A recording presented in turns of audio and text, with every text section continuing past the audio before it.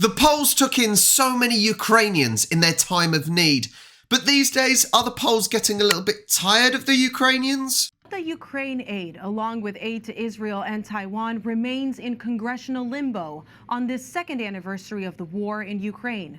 Correspondent Colin Flynn reported last week from Ukraine, and this week he visits Poland, the country that has embraced more than 1 million Ukrainian war refugees.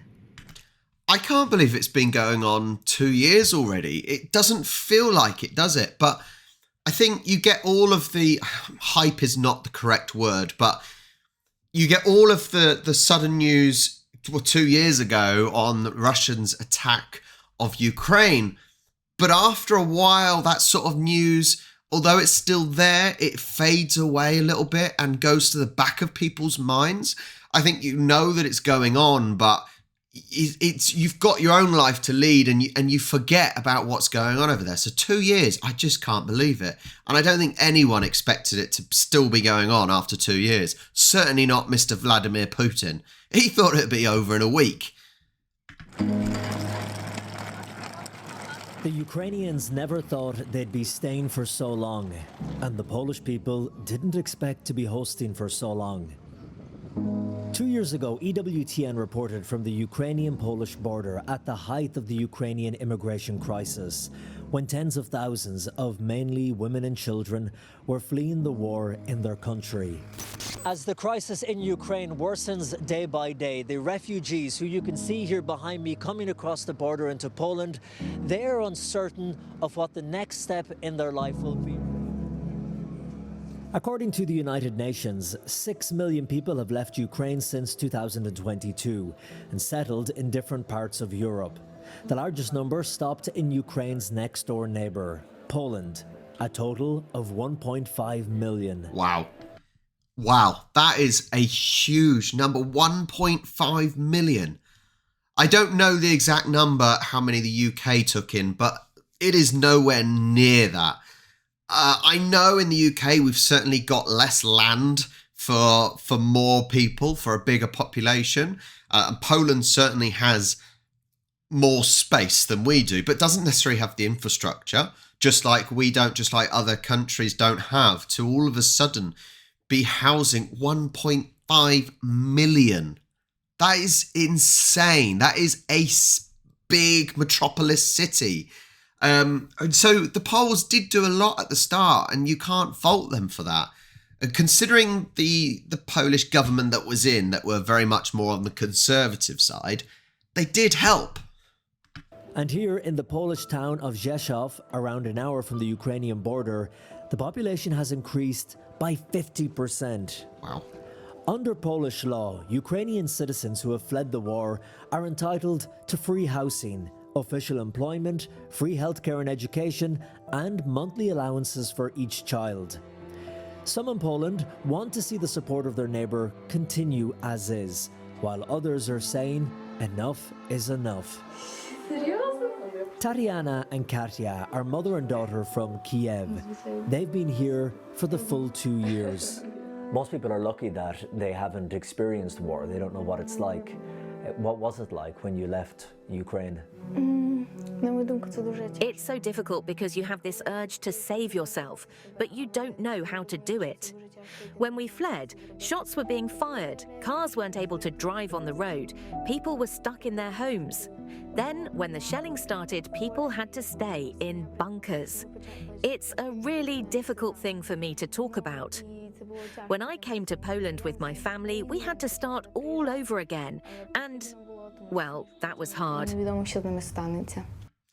I think over here, especially in the UK, we're almost furthest away in Europe from what's happening. But I think even in Poland, unless you're physically there on the front line fighting, you don't know how bad it is. So it's easy to say, let's not help them anymore, but whatever. You know, it's what a lot of people in the United States are thinking at the moment. Don't help them anymore and whatnot. But we don't know, and we can't appreciate the atrocities and the awful things that are happening. And you've got to feel for these Ukrainians, because these Ukrainians, these two here, let's be honest, they've left their friends, they've left their home, they've left their jobs, they've left everything. Everything is brand new. And I get it. Poland, for example, and the other countries are also helping, are basically giving homes, jobs, benefits for children. They are giving the same rights as their actual population, as Poles are getting. And that's incredible. And I can understand why some think, well, why should they get it? Well, it's a difficult one, and you're never going to win, really, are you?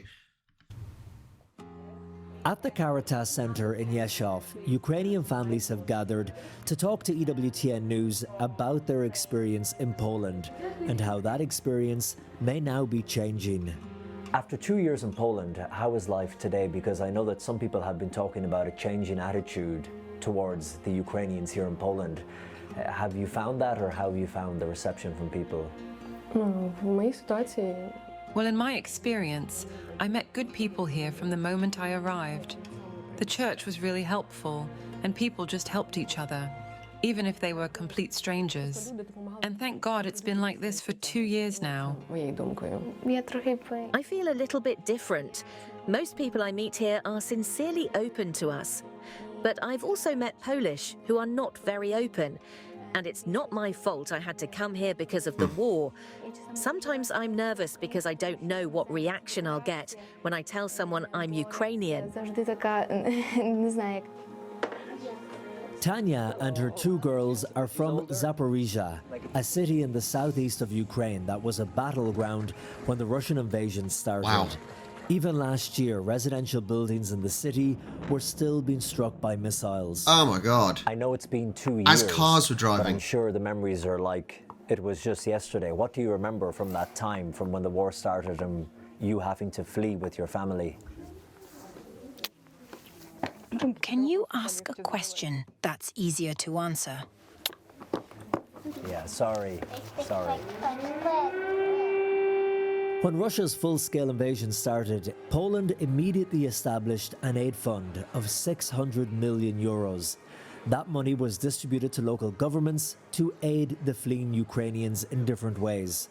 And originally, the Ukrainians thought that they would be staying for just a few months until Russia surrendered or was beaten.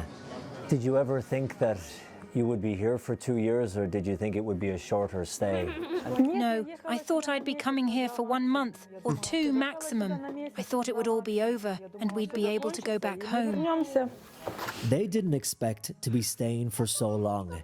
And now, some in Poland are wondering if the country can afford to look after and provide for this huge influx of people, especially as so many of their needs have to be met. Are so sad. That is so sad.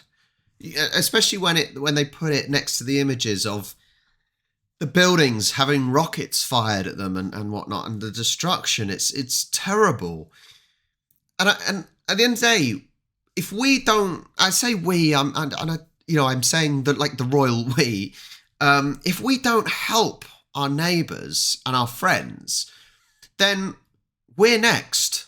What happens if Russia does take Ukraine? Well, who's next? Would the Russians have the guts to take on Poland, for example? Would they have the guts to take on the United Nations and NATO? I don't know. Maybe they will. So, but we've got to be protecting our friends, and we've got to help. I think in the situation they're talking about here with funds being needed and whatnot, and I think it's about then integrating Ukrainians. Same as Ukrainians that have come to the UK. You've got to integrate them, get them jobs. If they're getting jobs, then they're paying taxes. If they're paying taxes, then that is supporting the country. And I think that's the way you've got to look at it. But I appreciate it's very, very difficult. Very difficult. But you've got to feel sorry for these people that have fled war.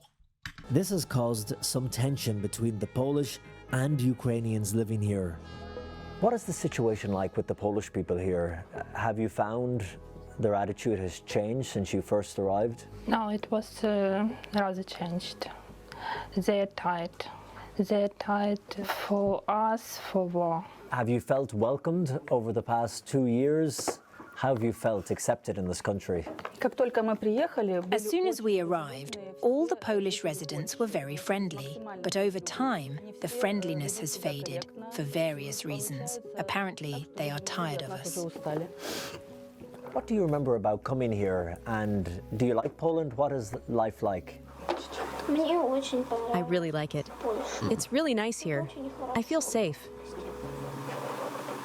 Polish protesters persist in blocking 6 out of 9 checkpoints on the border with Ukraine. And now a new conflict right on the border. This fracture will be something that will be of serious concern. Polish farmers are blocking Ukrainian grain from entering their country, saying it is undercutting their grain and preventing them from making a living, even going as far as opening the valves on Ukrainian trains to spill out the grain. Despite the differences of opinions on this immigration crisis, Catholic charities like Caritas are trying to continue to support the Ukrainians in any way they can. Let's quickly go back to that. I can appreciate that. And I think farmers, before Brexit happened, farmers over here were getting annoyed that European meat and fruit and veg and things were undercutting UK beef and lamb and all that. But when Brexit happened, they soon regret voting for Brexit because think life is so much harder. And I don't know if I can compare, but I will. Why not? I just think that's awful. Even wasting the food, if even on the simple principle of wasting that food, that is awful. And I get it. It's frustrating, but one world, one people. We're all the same and all that. I just think it's frustrating. It's so frustrating to see. Magdalena Kanik is in charge of the local centre and tells me that they are now caring for Ukrainians' long-term needs and even trying to help smooth those relationships between the two neighbours. In our Caritas, we are very focused on integration within our communities, Polish and Ukrainian community, to help them to live here together and normally, yes. And it's not just Caritas. The Catholic organisation, the Knights of Columbus, are helping too. Driven by their Christian ethos of helping others, regardless of politics or public opinion. Stanislav Lucian is the local representative. The Knights of Columbus are close to our neighbors in Ukraine, and sometimes it's really difficult for us to imagine the sadness they must be feeling. So we work very closely with the Catholic organization, Caritas. We supply and exchange different things when there is the need. This war has lasted for 2 years already, and now the Polish government will have to decide later this year whether it extends its benefits for Ukrainians or looks to decrease them. At the same time, with less international attention focused on the war in Ukraine, this has meant less aid is now flowing here. Many of the Ukrainians here feel some of that tension and hostility, but for them, it's nothing compared with what they came from or what they might have to go back to. What do you think as a young girl when you see the rockets and the sky lighting up like it was daytime, as you said?